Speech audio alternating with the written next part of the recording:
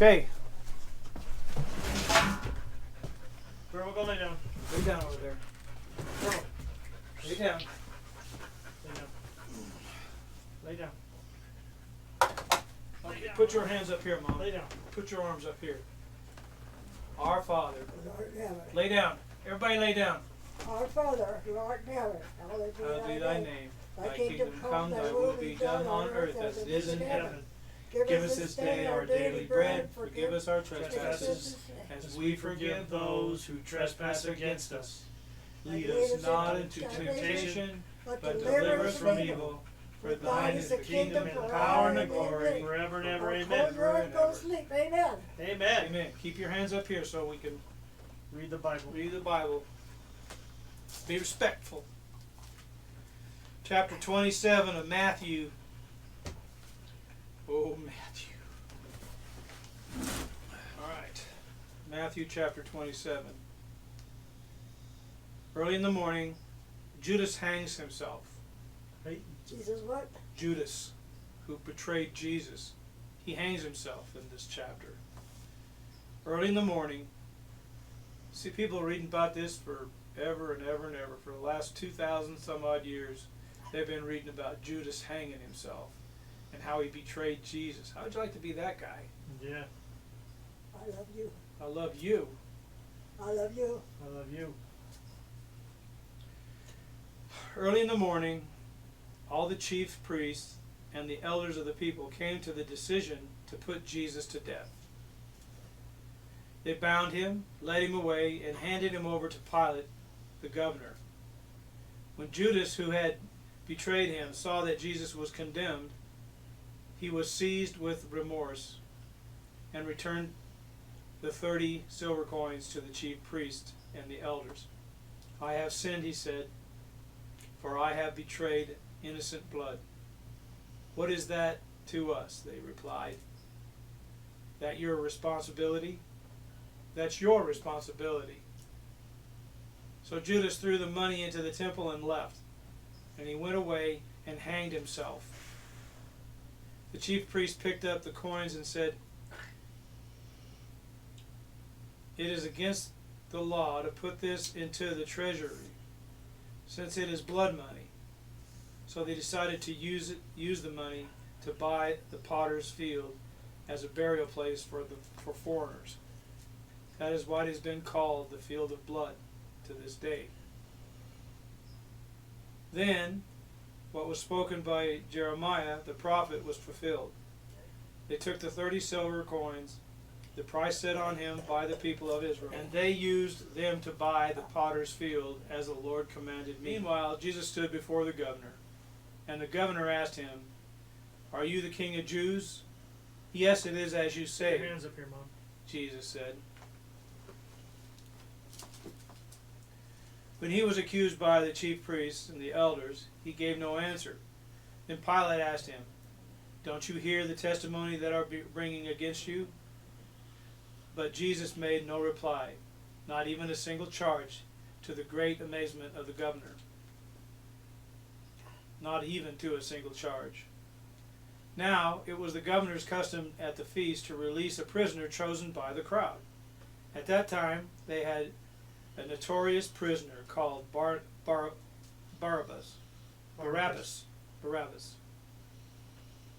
So when the crowd had gathered, Pilate asked them, "Which one do you want me to release to you? Barabbas or Jesus, who is called Christ?" For he knew it was out of envy that they had handed Jesus over to him. While Pilate was sitting on the judge's seat, his wife sent him this message: "Don't have anything to do with that innocent man, for I have suffered a great deal today in a dream because of him." But the chief priest and the elders persuaded the crowd to ask for Barabbas and to have Jesus executed. "Which of the two do you want me to release to you?" asked the governor. "Barabbas," they answered. "What shall I do then with Jesus, who is called Christ?" Pilate asked. They all answered, "Crucify him." "Why? What crime has he committed?" asked Pilate. But they shouted all the louder, That's true too. "Crucify him!" When Pilate saw that he was getting nowhere, but that instead an uproar was starting, he took water and washed his hands in front of the crowd. And, "I am innocent of this man's blood," he said. "It is your responsibility." All the people answered, "Let his blood be on us and on our children." My God. Then he released Barabbas to them. But he had Jesus flogged and handed him over to be crucified. The soldiers mock Jesus. Then the governor's soldier took Jesus into the praetorium and gathered the whole company of soldiers around him.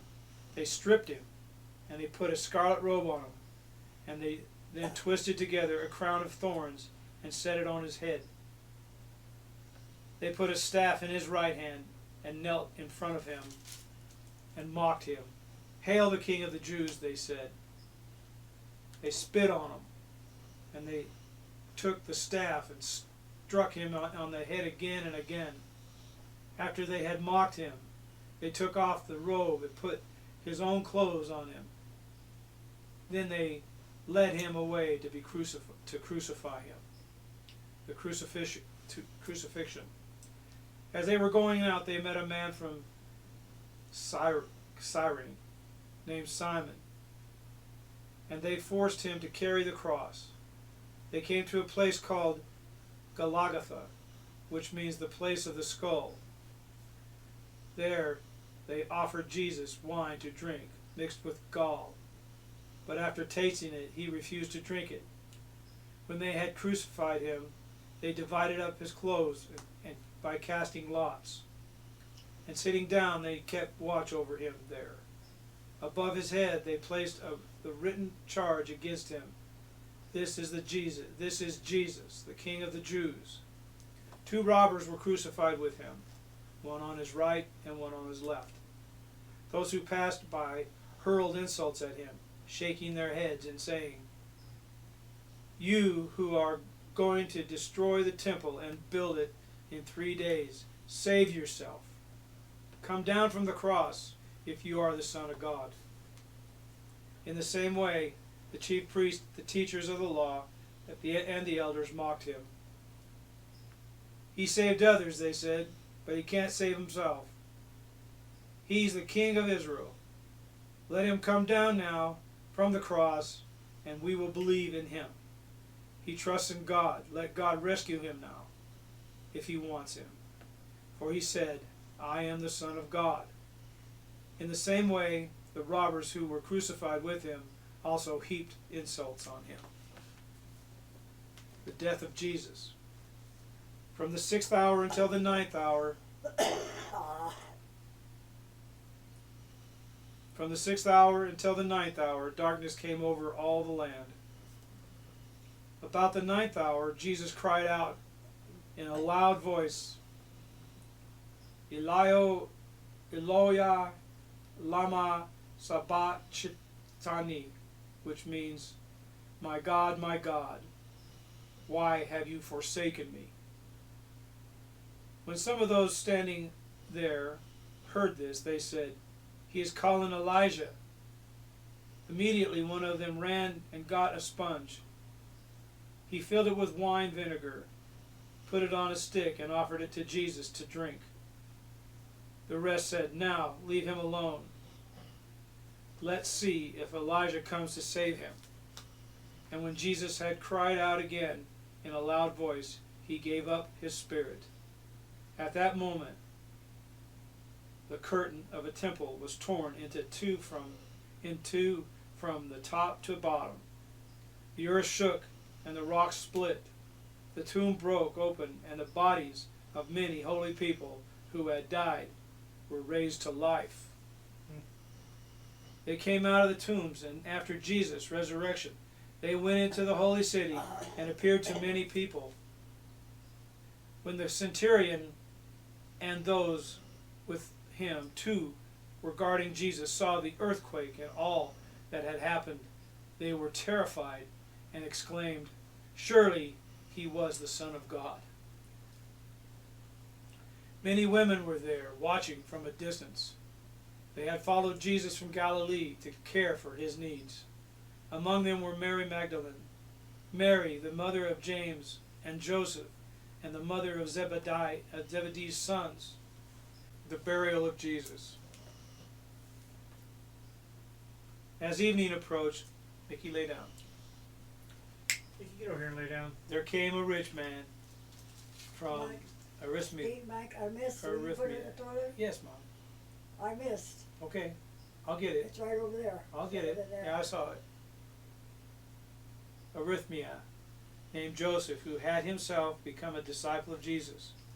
Going to Pilate, he asked for Jesus' body, and Pilate ordered that it be given to him.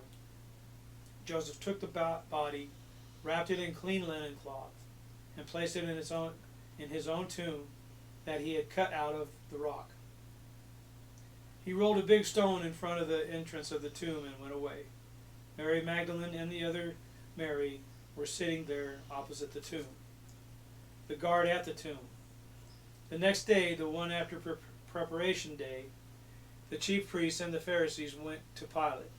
"Sir," they said, "we remember that while he was still alive, that deceiver said, 'After 3 days I will rise again.' So give the order for the tomb to be made secure until the 3rd day.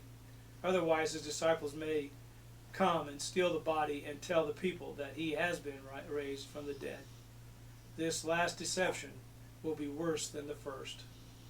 "Take a guard," Pilate answered. "Go, make the tomb as secure as you know how."